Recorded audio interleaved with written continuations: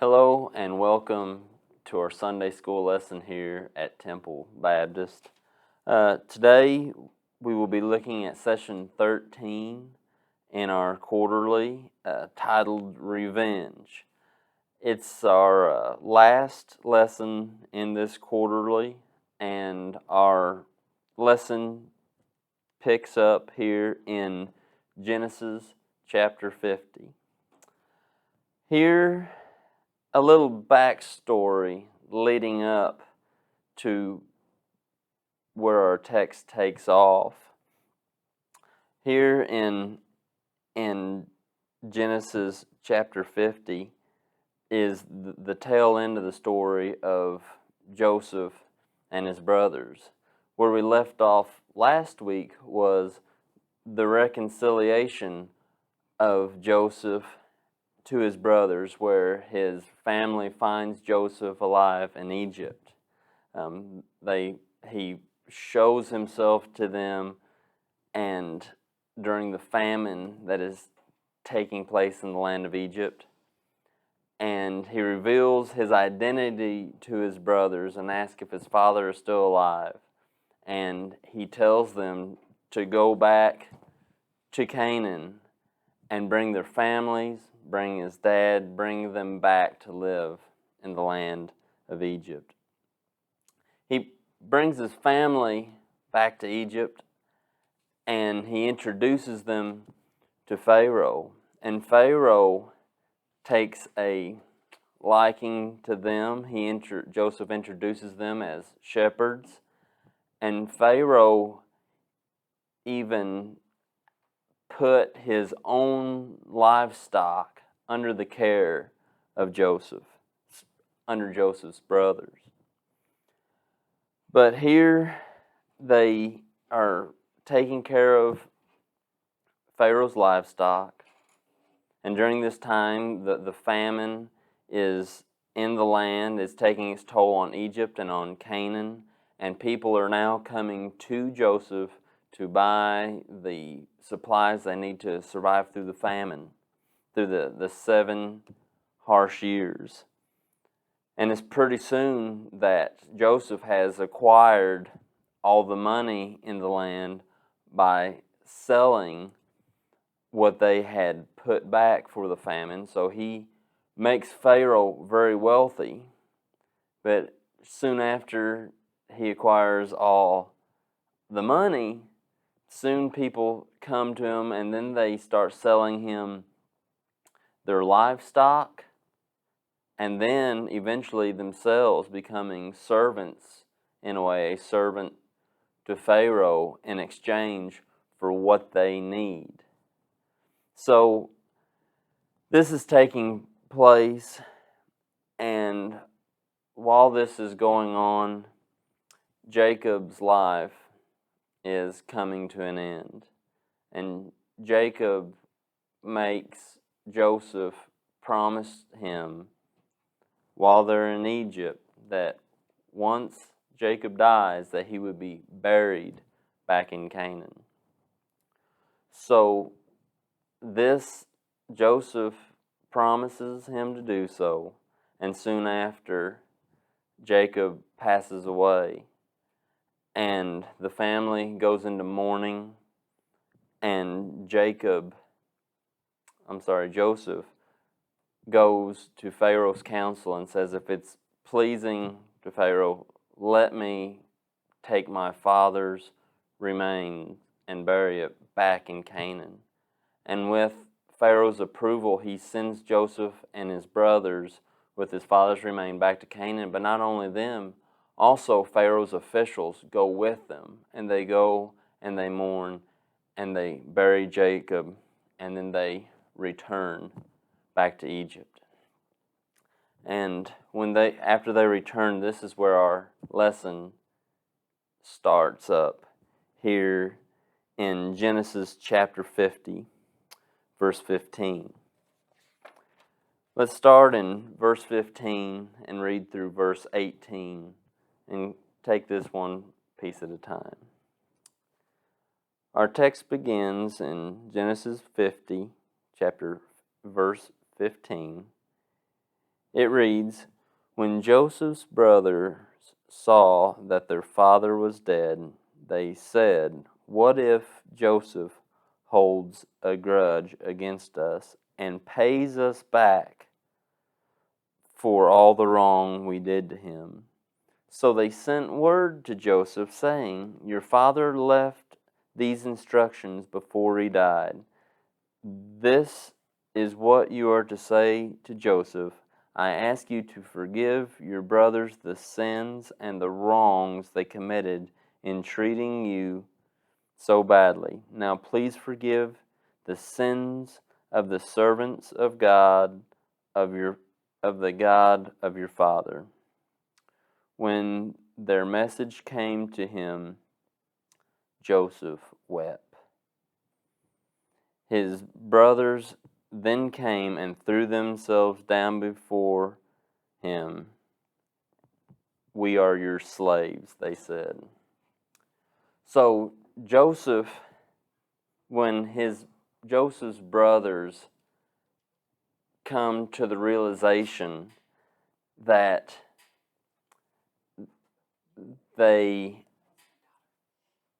when they came to the realization that our dad is now gone, and we know that our dad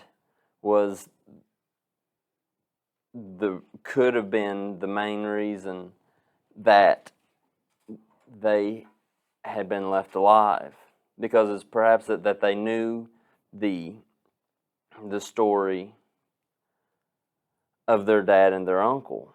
When Jacob had taken advantage of Esau, their uncle, was angry with Jacob. And it was recorded that Esau said, after their father Isaac passes away, he said, "When my dad's out of the way, I'm going to take my revenge on my brother." So it's perhaps that they are thinking along the same lines. What if our brother Joseph is carrying the same thought as our uncle Esau had once thought? But you see, Joseph, he was a servant of God. He was faithful to God. He had been through this roller coaster, and he trusted God through it all. So when they send this message to him, it really bothers Joseph. And perhaps it bothers him that they were questioning their relationship. Joseph might have thought that he had made it clear to them that there was no hard feelings. And it's also possible that the reason the brothers feared the way they did was because they might have tried to put themselves in Joseph's shoes and said, if he treated me the way I treated him, I don't know if I could put that back into the past. So it's quite possible that they were along this line of thinking, but out of their fear, they send this message to Joseph. And they say, "This message is from your father Jacob." Now, we don't know if this message was actually from Jacob or if they fabricated this. The text does not go in depth to explain this to us, but we don't have a recording of Jacob actually saying this. So they send this message to Joseph first, and afterwards they go to him in person and they throw themselves down before him and they said, "We are your slaves." In a sense, they're saying, we are at your mercy. What we did was wrong. Here we are. use us, do with us whatever you wish. We have no leg to stand on. But our next set of verses tells us Joseph's response. Joseph responds to this in Genesis chapter 50 and starting in verse 18. Verse 19 reads, "But Joseph said to them, 'Don't be afraid. Am I in the place of God? You intended to harm me, but God intended it for good, to accomplish what is now being done, the saving of many lives. So then don't be afraid. I will provide for you and your children.' And he reassured them and spoke kindly to them." You see, Joseph had forgiven his brothers what they had done to them. But it's important that we look at this response and define what forgiven, what it means to forgive, what that really means. And let's start by looking at what it's not. It's not forgetting. You know, when we say forgive and forget, that's two totally different things. Joseph didn't say, what are you talking about? No, Joseph knew what happened. He lived it. He was there, and that had taken its toll on him. It's also not, forgiveness is not calling a bad act, is not calling something wrong right or calling something evil good. He didn't say, "No, what you did to me was okay. There was nothing wrong with what you did." He didn't say that either. He called it how he was, but he had the right perspective on it. Joseph said,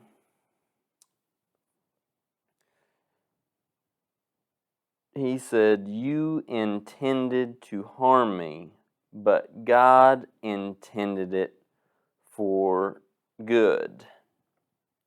So what he is saying is you meant to hurt me, but God, in His sovereignty, worked in what was going on for my good, and what He did through me was He saved the lives of many people. See, Joseph didn't take the credit for coming up with the solution to the famine.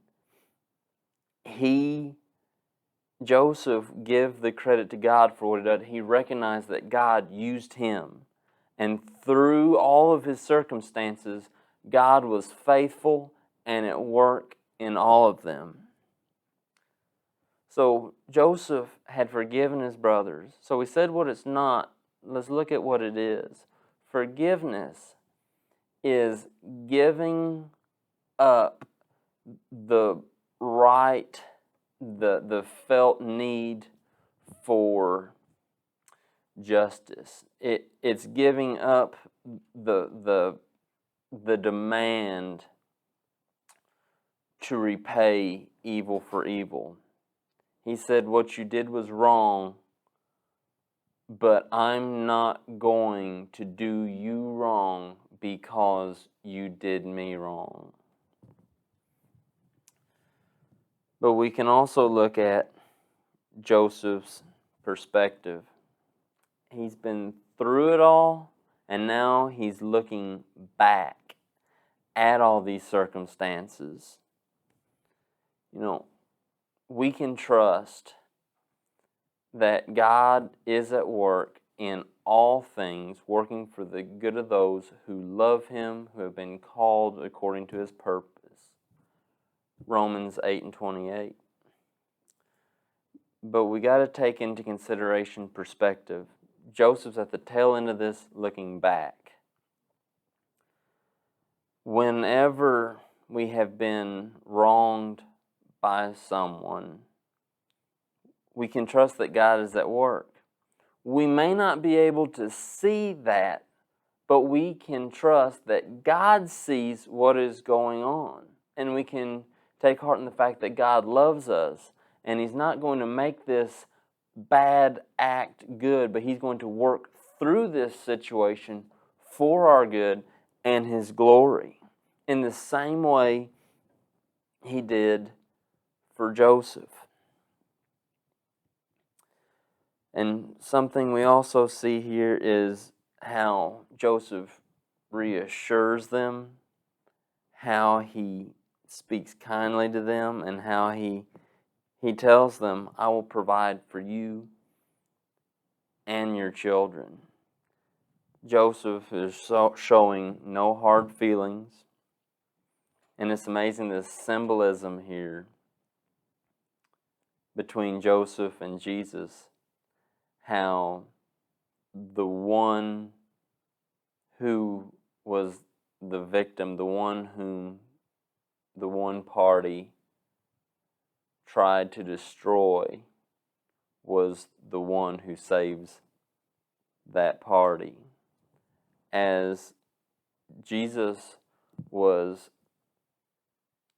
crucified, how He was put to death in a sense by the world, Jesus was the one who, through His death, pays for the sins of those who were putting Him to death.